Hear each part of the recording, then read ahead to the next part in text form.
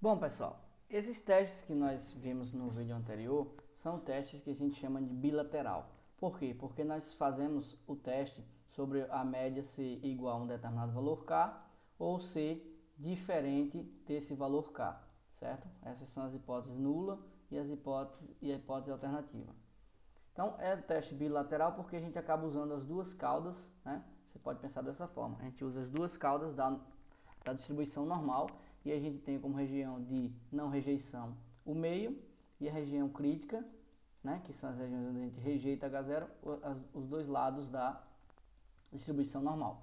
Nós podemos também fazer testes unilaterais, à esquerda ou à direita, que é o que a gente vai ver nesse vídeo. Já vamos ver isso com um exemplo prático para já entrar no contexto. Vejam o seguinte, uma fábrica anuncia que o índice de nicotina dos seus cigarros, de uma determinada marca X, apresenta-se abaixo de 26 miligramas por cigarro. Então vejam, a fábrica anuncia que o índice dela é abaixo de 26, menor que 26. E aí um laboratório quer verificar se essa afirmação é verdadeira e realizou 10 análises desse índice. Ou seja, ele coletou uma amostra de tamanho 10 e obteve os seguintes valores: 26, 24, 23, 22, 28, 25, 27, 26, 28 e 24. Esses foram os resultados. Sabendo que o índice de nicotina nos cigarros da marca X se distribui normalmente e tem a variância conhecida, a gente pode aceitar essa afirmação do fabricante ao nível de 5%. Ou seja, o que o fabricante está afirmando? Olha, o índice de nicotina desses cigarros que eu fabrico é menor que 26. E aí a gente vai testar essa hipótese, né? Analisando 10 amostras, 10 observações, né? Uma amostra com 10 observações, para ver se isso é verdade ao nível de 5%, sabendo que a variância é conhecida. Bom, nesses casos, pessoal, o que a gente faz é o seguinte: se o anúncio do fabricante, né, ele está anunciando que o índice dele é abaixo de 26, então a gente coloca isso como uma hipótese alternativa, certo? Por quê? Porque a gente faz o seguinte: a gente testa a hipótese nula. Se a gente rejeitar a hipótese nula, a gente aceita que o que ele está afirmando é verdadeiro, certo? Se a gente falhar em rejeitar a hipótese nula, significa que o que ele afirmou é falso.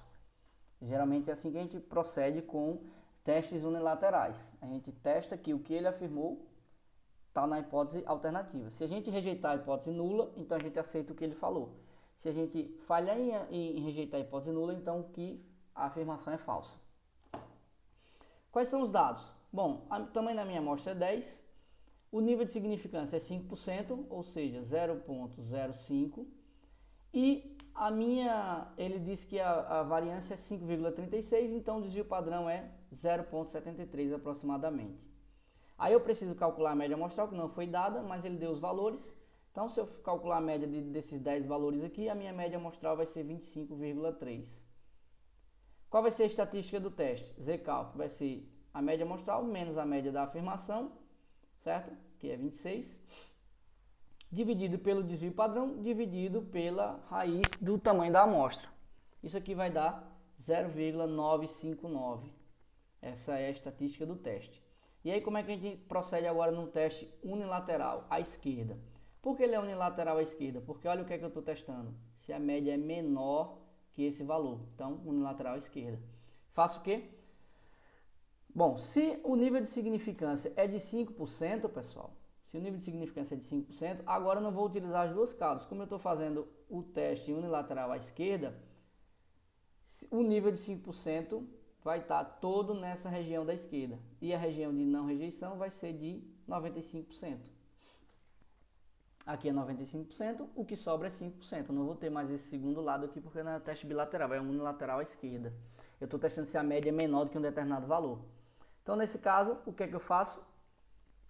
Eu vou olhar qual que é o valor que me dá, né, o valor ZC, que me dá essa probabilidade de 5% na tabela da normal.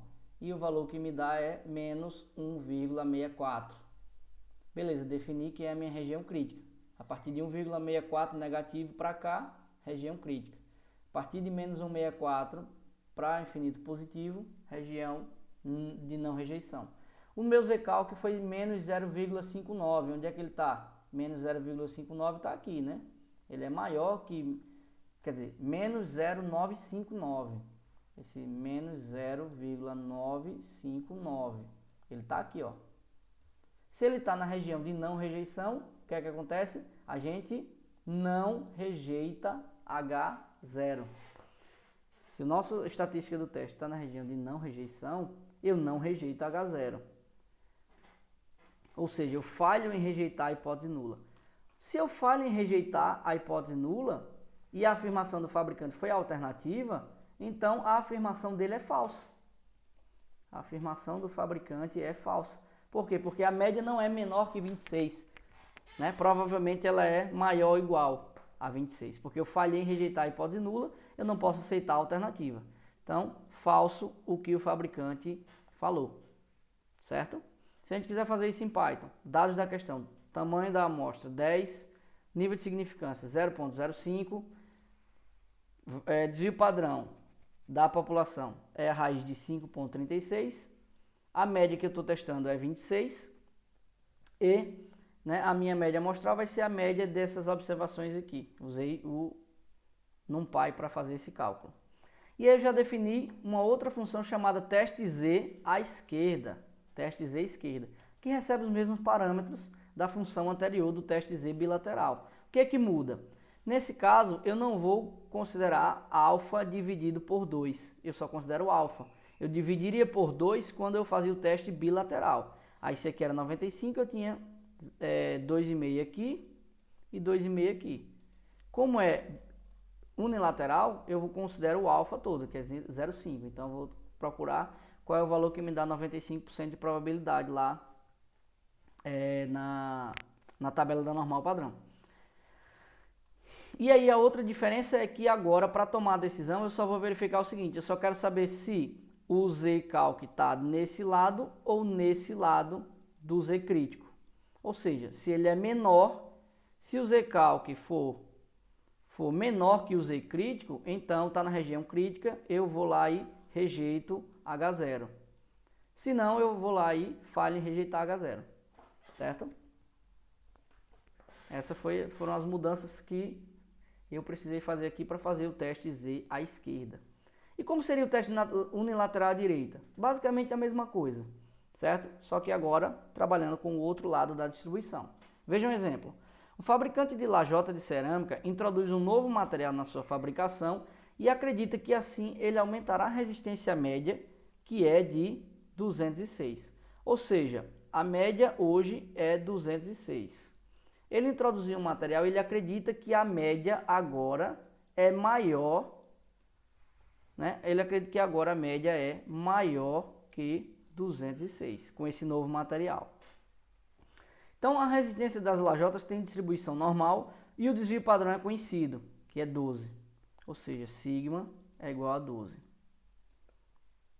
E aí o que é que acontece? Vamos testar se isso é verdadeiro, se esse novo material ele realmente aumentou a resistência média. Então a gente retirou uma amostra com tamanho 30 e a gente obteve uma média amostral de 210. Ao nível de 10%, alfa igual a 10%, o fabricante pode acreditar que a resistência média aumentou? Então vejam, eu quero saber o seguinte: a minha média é maior que 206 agora nessa nova amostra? Não sei, quero testar isso. O que é que eu faço? Eu jogo isso na hipótese alternativa.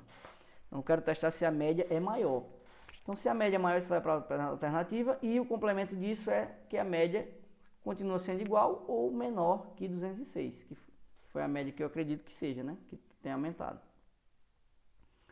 Então, beleza, montei as minhas hipóteses. Hipótese nula é que a média é menor ou igual a 206. Qual a alternativa? Que é maior que 206. Quais são os dados que eu tenho? Tamanho da amostra é 30, nível de significância 10%, desvio padrão 12, média amostral 210. Qual é a estatística do teste? A estatística do teste é 210 menos 206 dividido por 12 sobre raiz de 30. Isso me dá 1,827.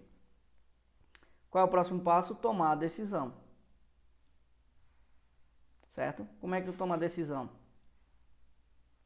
Eita, ficou mais feio ainda. Como é que eu tomo a decisão? Bom, eu preciso encontrar a região de rejeição e a região de não rejeição. Se eu sei que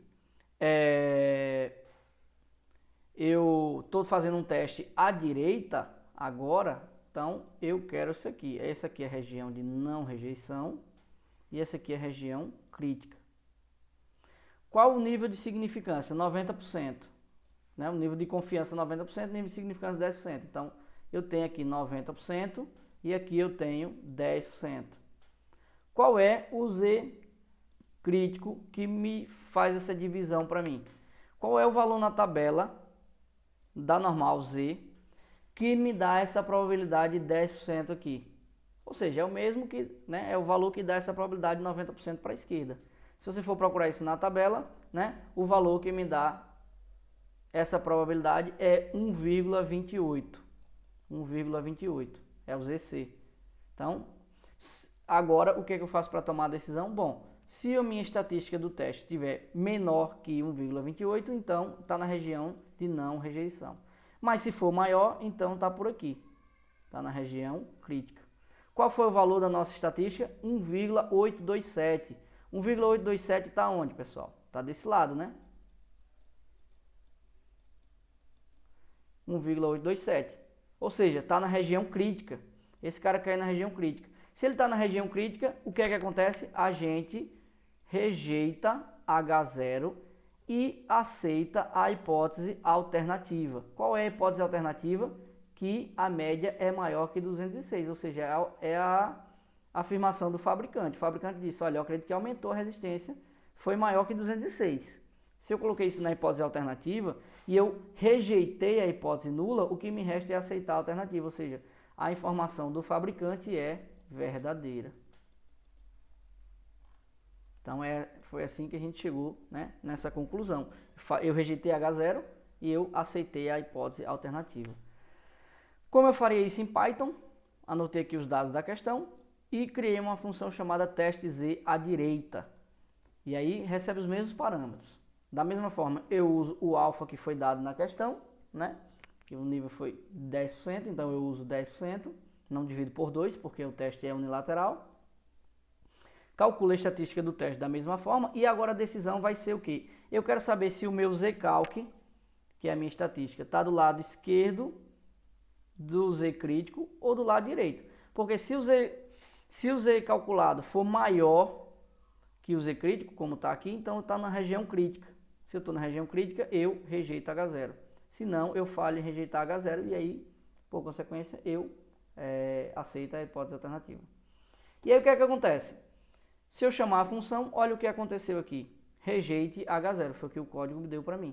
Foi o que a gente chegou na conclusão quando a gente fez aqui no papel, né? A gente rejeitou H0. Então foi o resultado que o código Python nos deu. Ok? Então, se a gente precisa fazer cálculo de teste de hipótese para teste unilateral, à esquerda ou à direita, é assim que a gente faz. Ok?